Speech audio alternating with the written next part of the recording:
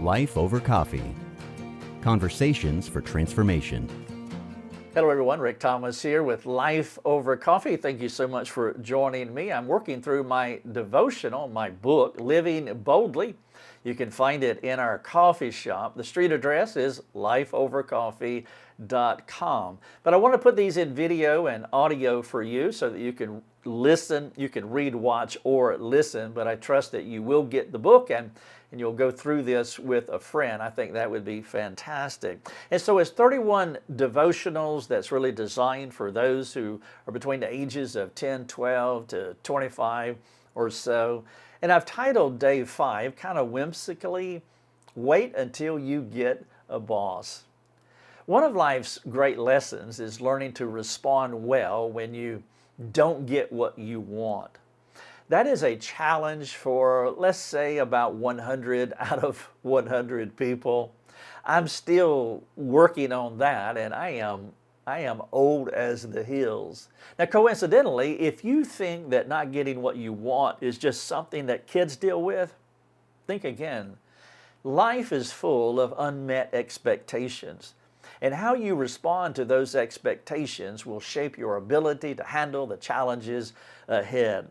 What I would encourage you to do, maybe at your church meeting on Sunday or just random guy on the street, go up to him and ask him if he has received everything that he has always wanted and life has turned out well for him at every turn. No, life is full of unmet expectations, but there is good news, and here it is.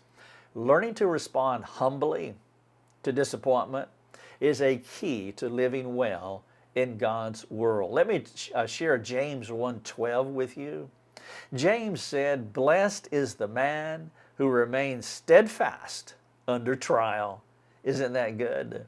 Let me paraphrase. Blessed is the man who remains steadfast when he does not get what he wants. James goes on to say, "For when he has stood the test, he will receive the crown of life, which God has promised to those who love him." Have you ever felt like your parents, your teachers, or other authority figures they were just too tough on you? Maybe you thought, they don't understand me, or they don't give me what I deserve. Now, of course, the truth is, everyone has difficult people in their lives, and there are no exceptions to this rule. As I said earlier, 100 out of 100 people have struggled this way. Here's the reality. There will always be someone in your life who disappoints you and doesn't meet your expectations. That's why I titled this, Wait, Someday You'll Have a Boss. Someday you will have a boss. Every job comes with a boss. I mean, no matter your profession, there will always be an authority over you. Now, some will say, well, I'll just be self-employed. Go ahead, you can be self-employed. Your customers will be somewhat your authorities over you. And when that day comes, guess what? Your boss won't be perfect. Your customers won't be perfect. If you get married, you'll quickly realize that you've married another imperfect person. And if you don't learn how to live or live well and respond well to disappointing people, your future troubles will only exacerbate and they will multiply. I used to think most of my problems came from my parents. Then I got a job and I realized that my frustrations at work were eerily similar to the ones that I had at home. I'm seeing a pattern developing here. The issue wasn't my parents. The issue wasn't my boss, the issue was me.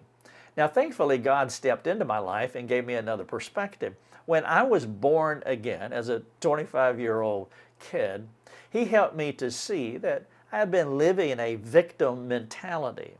I had been blaming others for my struggles instead of taking responsibility for my actions and trusting Him to guide me.